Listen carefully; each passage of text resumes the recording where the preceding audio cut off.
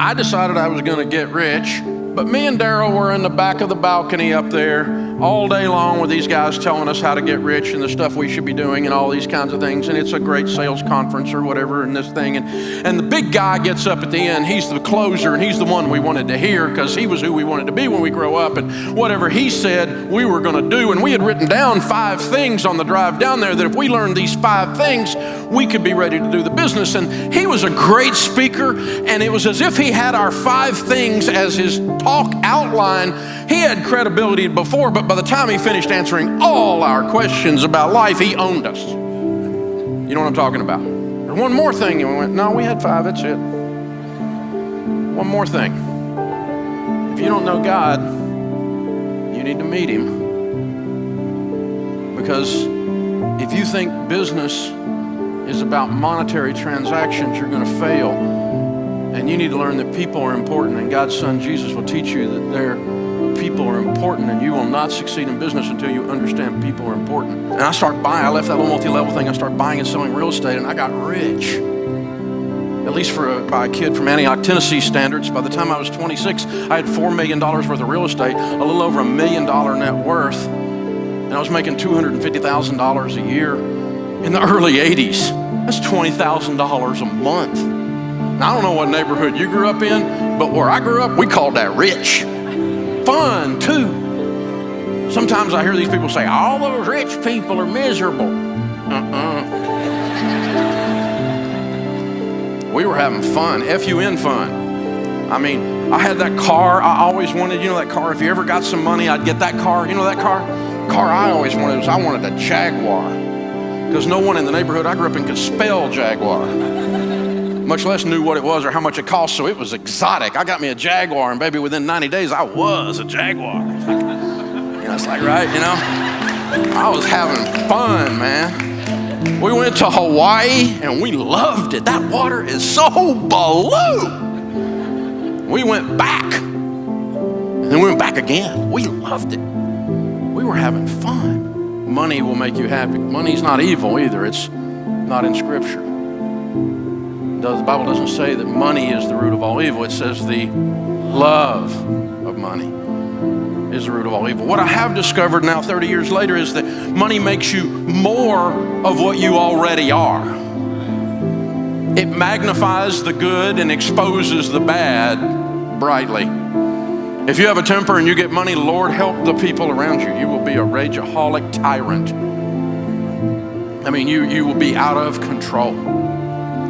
If you are generous and give and you get money, you'll become what the world calls a philanthropist, and you will impact entire communities with the wealth that God allows you to manage. You become more of what you are, and some of the people around you when you get money become more of what they are.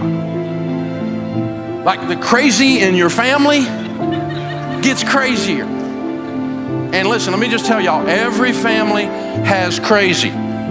And if you think there's not crazy in your family, that means it's you. This is how it works, you guys. And so we were blowing and going. Everything was so good. We were cooking. And I had done some stupid stuff. How many of y'all ever do something stupid with money? How many of you that didn't raise your hand have a problem with lying? All of us have done some stupid stuff. Dollars worth of real estate, but I had $3 million worth of debt on it. It was on short-term notes because I was flipping these houses before there was cable TV to tell you how. And so we're just chugging along. The bank gets sold to another bank, and a guy in another city looked down and said, there's a kid, 26 years old, owes us millions of dollars. Let's limit this relationship, which is banker talk for ruin his life. And they called our notes. The short version of the story is we spent the next 2.5 years of our life losing everything we owned. We were sued. We were sued so much, we're on a first-name basis with the guy with the sheriff's department bringing the lawsuit papers. Little pink slip thing, and Sharon's like making him cookies. Hey, Errol, how's it doing today? Just good, Miss Sharon. Here's you another one. And so, I mean, it was just like coming at us like crazy. We had a brand new baby and a toddler. Our marriage was hanging on by a thread. Because you can have some money fights now. You can have fights, but in a marriage, you can have some money fights. Number one cause of divorce, number one cause of disagreement in America today, money fights. Now, we didn't get a divorce. We held on to each other, but sometimes it was just to get a better grip. Y'all know what I'm talking about, right? She's from East Tennessee, the hills of East Tennessee, and frying pan throwing there is an Olympic event. After standing in the shower, it was so hot in my face I could hardly stand. I would just stand there and cry because I was so scared I couldn't breathe. Year after year, month after month. Finally, we were bankrupt. A bunch of young people working on my team. There's about 964 folks on our team right now, and give or take one. And a bunch of youngins on my team, and I came in the day, and one of these young guys was doing the stuff wrong that he's supposed to be doing. And I was like, hey, don't do it that way. Do it this way. Huh? I said, no, that's wrong. There's a right way to do it and a wrong way to do it. You're doing it wrong. This is the right way. Do it this way. And he's like, okay. I come back 2 days later. He's doing it wrong again. The same way. I'm like, hey, again. One more time. This is the way. Don't do it that way. Do it this way. I come back 2 weeks later. He's doing it wrong again. I'm like, boy, we're going to set you free in Jesus' name. Okay? This is ridiculous. And he looks at me and he says, I'm not like you. I said, you don't have to be like me. You just got to do it the right way. And to the extent you're not like me in the way you do it, you need to change. When you're doing it wrong, you need to change. But this money stuff, I've studied it and studied it and studied it. And I've been doing it right for decades now. And it works.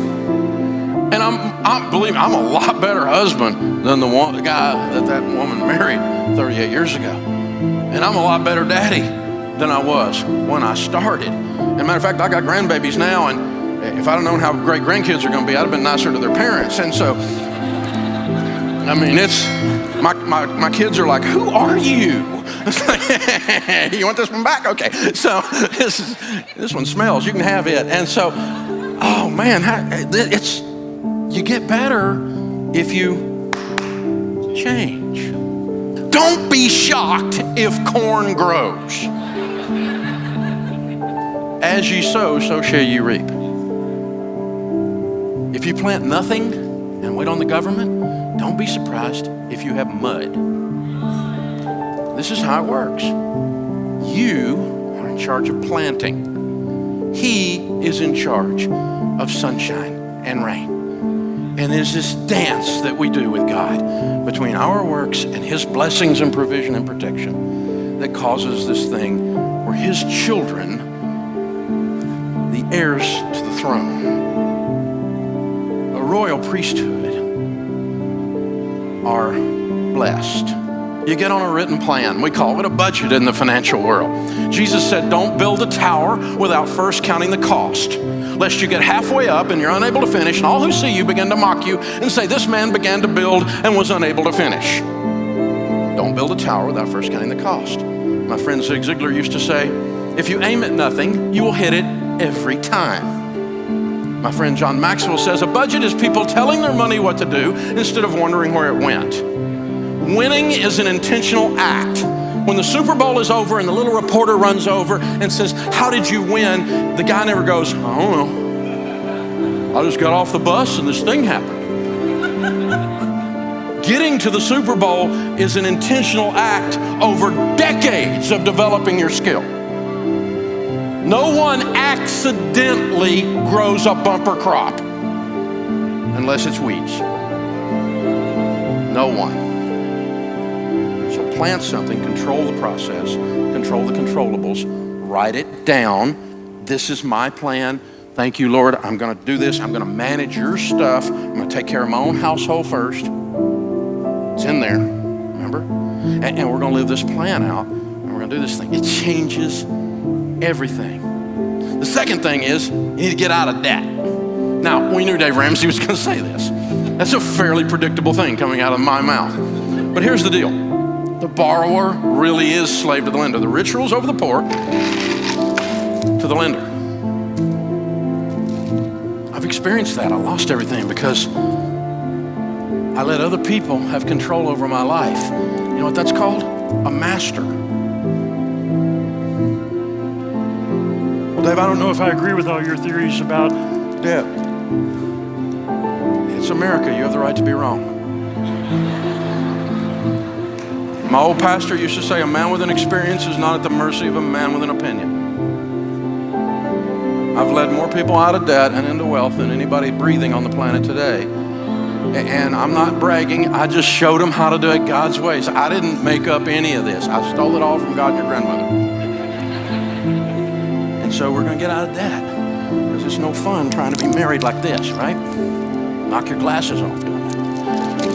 This is crazy, you guys. We're walking through our lives where all the money comes in, all the money goes out, and only the names are changed to protect the innocent. We make tons of money and we have none, and we can't figure out why. I know why. You gave it all to a financial system that's designed to take it from you. You surrendered it. And we've got to stop. So I quit borrowing money. Period. For anything, for any reason. And this weird thing happened when I didn't have any payments and I made an income. I had money. And then when I got money and I bought an asset that created income that I paid cash for, I got to keep all that. There was no payment. Except for what the government takes, but I mean, there was no payment. And it was an amazing experience. And the first few years were tough, because, there's stuff I wanted to do and I didn't have the money. And I had to learn this magic ancient word called no. Most people don't know this word. You press your tongue towards the roof of your mouth, you release air. No. It's tough. You're not allowed to say it in our world anymore. It's politically incorrect. So, what I did was we got the scissors out and we said, no more. I'm not going to play you guys' game anymore. It's time for a plastectomy. It's time for plastic surgery. Citibank. What's in your wallet? Money. American Distress, thank you. Discover Bondage. Bank of America. Oh my gosh.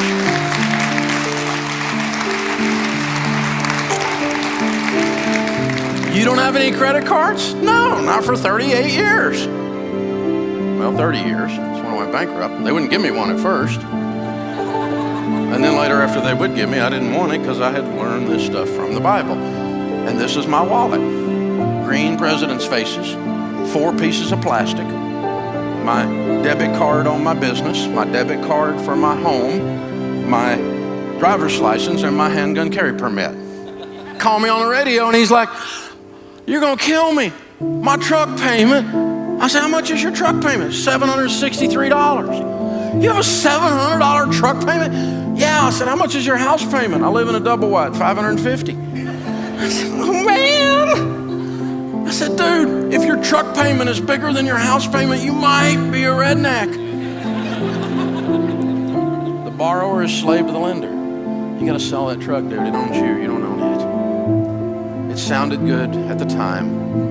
And you and I both know the reason you called me is you just wanted somebody else to say it out loud with you, who's also done stupid, because I know what stupid looks like. Son, that's stupid.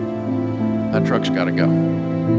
You're saying I got to sell my truck? I said, what'd you just say? Of course I said you sell your truck. I didn't stutter. The thing owns you, man. This is crazy.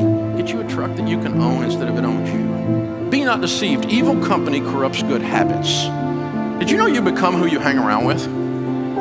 I was up north the other day, and do you know all those people talk alike? They got accents. They thought I had one, but they had a group accent thing going. I saw it. And when they moved down south, they stay there long enough, we'll teach them how to talk, right? And they're fun. I love Yankees. They're awesome. But it's fun. There's a couple in here right now. But we can have all the fun we want. You know you become who you hang around with. Studies say that your 10 closest friends over the next decade, your income will be within 10 to 15% of the average of your 10 closest friends. See, if you don't have any payments and you got a plan, the first thing you're going to want to do is save and invest, because in the house of the wise are stores of choice food and oil. And the rest of that proverb says, and a foolish man devours all he has. If you spend everything you make, biblically speaking, you're a fool. I didn't say it, God did. Don't get mad at me. But I have been a fool. Big red arrow. Fool, fool, fool, fool, fool. I know what being a fool feels like. It feels like being broke. Because I spent everything I made. Because I've always been able to make money. I just wasn't able to keep it. I always thought I could out-earn my stupidity. And I tried it for a long time. It doesn't work. Save and invest. You're saving for an emergency fund first. You save 3 to 6 months to get ready for maybe something like a what? A rainy day. What if you had no payments and a big $20,000 emergency fund in 2020 happened? Or what if you had $20,000 in payments and no money for emergencies in 2020 happened? Do you have two different results? The answer is yes. In the house of the wise are stores of choice food and oil. And then that leads you to the position to be incredibly, outrageously generous. It's hard to be generous when you're broke. You can be generous and smile and open the door for somebody. But I'm talking about writing a check to feed hungry babies. I'm talking about buying a single mama car. I'm talking about you can reach over and pay somebody who's struggling's light bill through the end of the year. I'm talking about outrageous, even sometimes spontaneous generosity.